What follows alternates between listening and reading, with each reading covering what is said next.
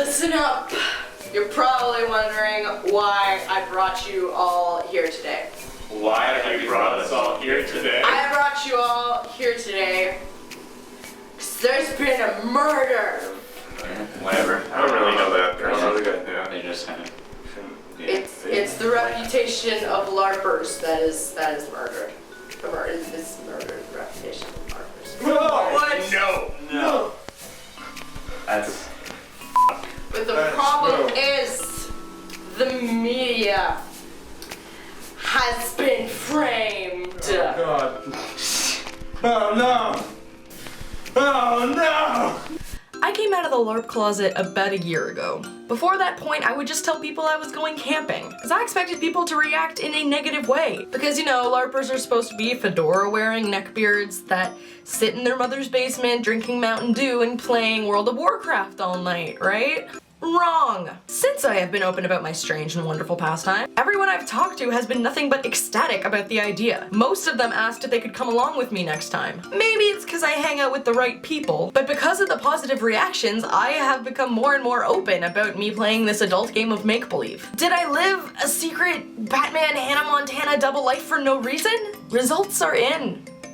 The answer is yes. As a film detective, these things greatly appeal to my inner Sherlock. I'm very interested in the relation between systematic ideologies of our society and the media. I believe that the way something is represented in a song or a video game or a movie directly affects how we as a society think about it. So how is LARPing really presented to us? Hear ye, hear ye! We have seen the future, and it is LARP. For examples, let's look at The Wild Hunt, Knights of Badassdom, Role Models, and the LARP episode of Supernatural. LARP, live action role play. We dress up as our heroes. Fun fact, The Wild Hunt takes place at Picoline! In some movies and TV, LARPers at first glance are portrayed as losers. Which, for the record, could not be more wrong in my experience. LARPers come from all walks of life, and most don't fit the stereotype that we see on our screens. Some LARPers believe that representation of LARP is awful and harmful if we're portrayed as geeks. Being a geek is not necessarily a bad thing. For anyone that has had the pleasure of going to a convention, you'll know it's actually a very good thing. To be a geek is to be in a community of passionate people. However, people that have not experienced geek culture in the same way we have are going to perceive it differently. It's this fantasy world where anything is possible. One minute you could be sparring with an elf, and the next you could be battling against a troll who wants nothing more than just to steal your gold and leave you penniless. Sounds gay. If by gay you mean the old English definition of fun, enjoyable, and carefree, then yes, it's extremely gay. More specifically, what society tells them to think of a geek. In my opinion, this is a rare occurrence, though. In the examples previously mentioned, the LARPers are very humanized and diverse. Very few, except for role models, fit the negative geeky stereotype. They present the reality of LARP, that there's no way to tell a LARPer apart from anyone else. They live among us, hiding in the shadows, waiting for pleather jackets in the thrift store or sales on Epic Armory.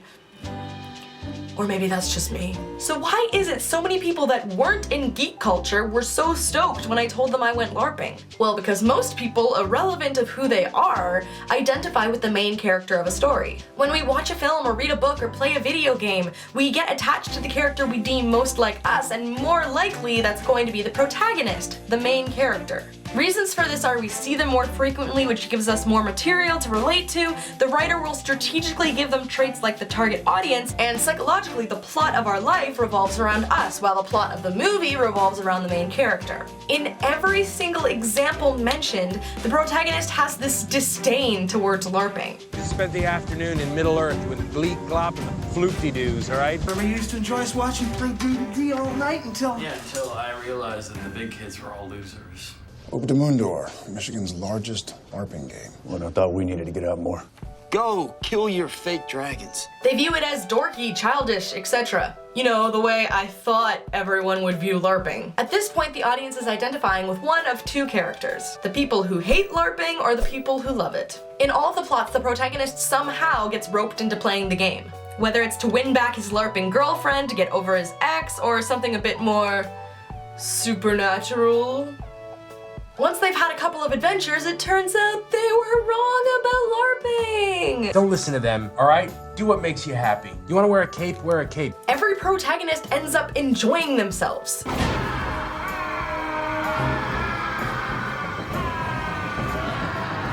Sleep, friend. They can't hurt you now.